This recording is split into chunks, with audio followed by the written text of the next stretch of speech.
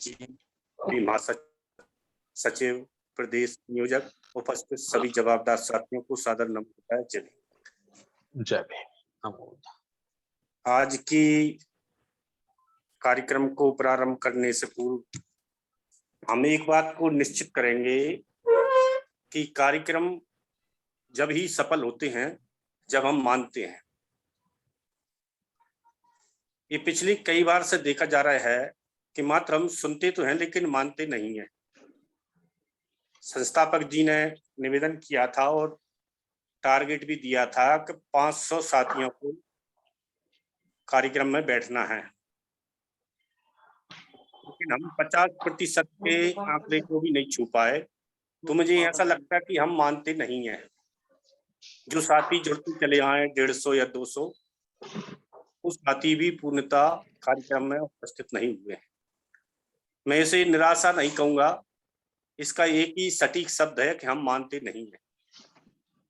अगर हमने 10-10 साथियों को मोटिवेट किया होता तो जरूर हम 50% के आंकड़े तक तो जरूर पहुंच जाते।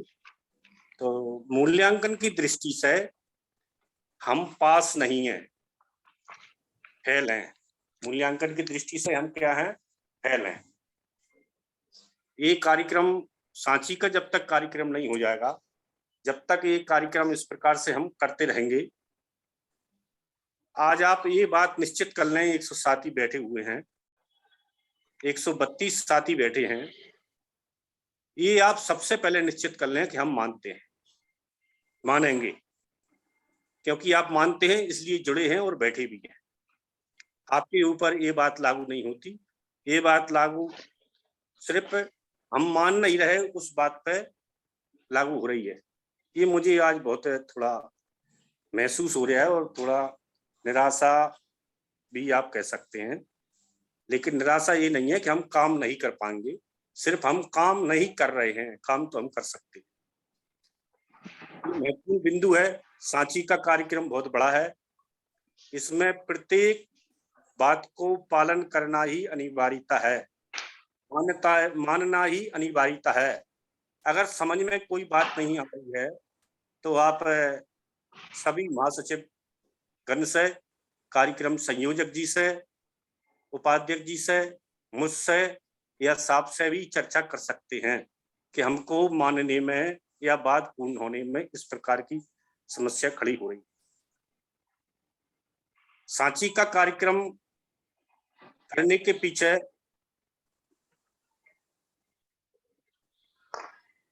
एक और ये निवेदन है कि बाबा साहब के जितने भी कार्य रहे हैं वो हमको एक आइडेंटिटी दिलाने के लिए कार्य रहे हैं,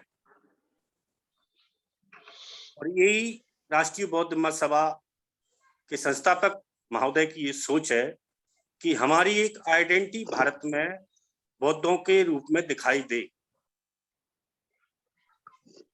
अभी हमने कुशीनगर पूर्णिमा के दिन का जो दृश्य देखा, श्रीलंका के आह्वान पर जो कुशीनगर में तथागत के धातु लाए गए, अवशेष धातु, उनको देखने के लिए अपने देश का सर्वोच्च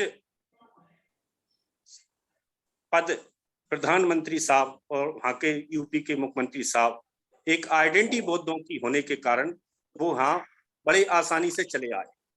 और जिस प्रकार से बौद्धिस्ट कार्यक्रम होते हैं, प्रोग्राम होते हैं, उसी प्रकार से वो कार्यक्रम भी उन्होंने ऐसे किए जैसे वो वास्तविक बौद्ध हैं, क्योंकि कुशीनगर एक पहचान है और श्रीलंका के लोगों की भी एक पहचान है।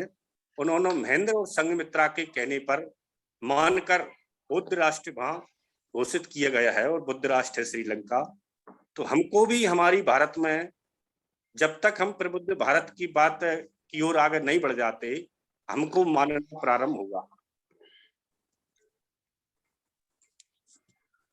सांची के कार्यक्रम के लिए रूपरेखा बनाई गई है भाई, इस प्रकार से है।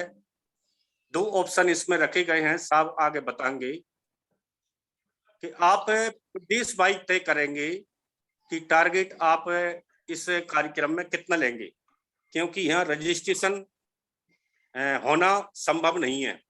इतने लोगों का एक साथ रजिस्टर करवाना, काउंटर पे बैठना और पैसे को संभालना हौच पौच हो जाएगी और स्थिति भी खराब हो जाएगी।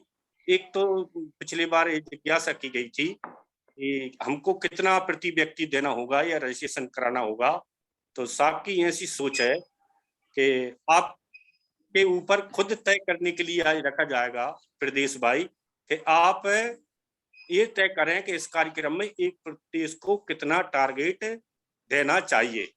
ये स्वेच्छा के ऊपर तय करने के लिए साहब ने रखा है। पहली बात ये क्लियर होती है, इसको साहब और अच्छे से क्लियर करेंगे। दूसरी बात ये है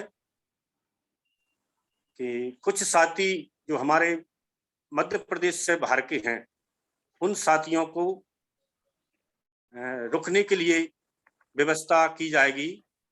तो रुकने की व्यवस्था है होगी जो आयोजन समिति करेगी। अगर फिर भी बाहर से आए हुए साथियों को ऐसा लगता है कि हमको अच्छी सुविधाएं चाहिए, तो उसके बारे में भी साहब विस्तार से बताएंगे।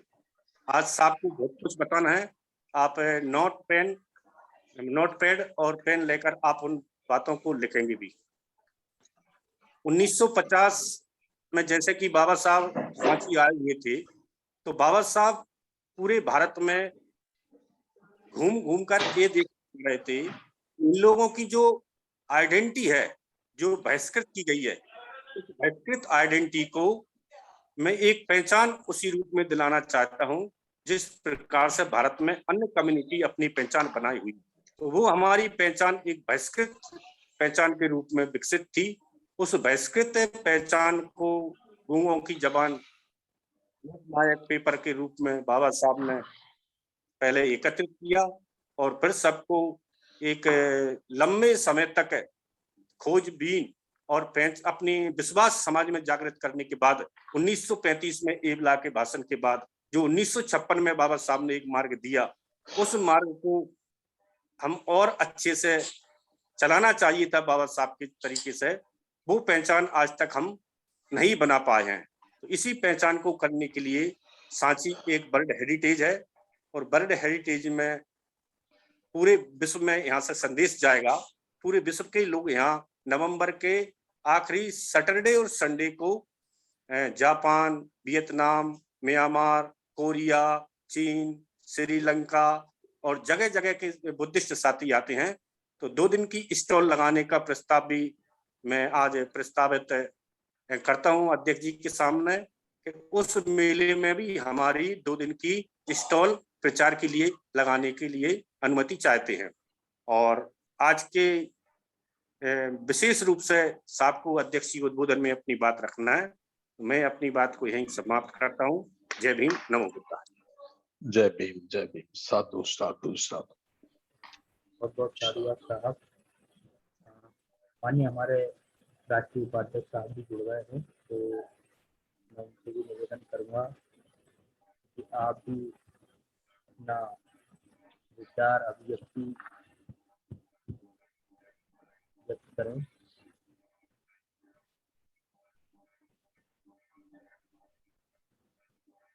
माननीय धन्यप्रिय एम.आर. किशन साहब, आवाज आ रही साहब?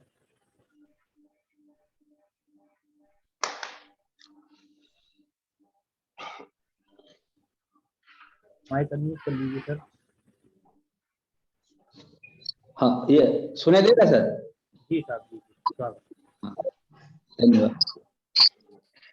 तो मैं क्षमा चाहता हूँ, वंदना हमारे एक बुजुर्ग साहब आ गए और वंदना में लग गए ठीक समय पर, कोई बात, इसलिए मैं बोल नहीं पाया।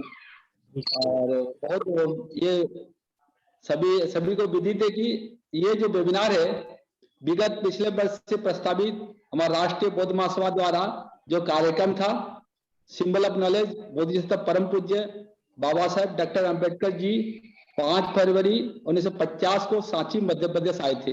यहाँ धम्मप्रिय प्रियदर्शी सम्राट अशोक महान के सुपुत्र महेंद्र और सुपुत्री संघमित्रा ने 1 वर्ष तक भिक्षु और भिक्षुणी जीवन जीकर धम्म सीखा और विश्व को सिखाया। इस ऐतिहासिक बाबा साहेब के आगमन की तारीख 5 फरवरी की स्मृति के शुभ अवसर पर हमारे राष्ट्रीय बौद्ध महासभा के तत्वावधान में 3 दिवसीय विशाल बौद्ध धम्म संगति समारोह 5 फरवरी 2021 को इस कार्यक्रम आयोजित किया जाना था। तो ये कोविड के चलते हम लोग इसको कर नहीं पाए, और ये इसलिए तो हमारे ये शुरुआत जो है, तो हमारे जो इसके पहले इसकी चर्चा चल रही है, उसी कड़ी में पुनः आज आप सभी का स्वागत अभिनंदन करते हुए सबसे पहले महाकारुणी तथागत गौतम बुद्ध और सिंबल ऑफ नॉलेज परम पूज्य डॉक्टर बाबा साहेब अंबेडकर को त्रिवार वंदन करते हुए, इसके साथ साथ समय समय पर जन्मे सभी महापुरुषों को नमन करते हुए, और आज के हमारे जो यानी आदरणीय धम्म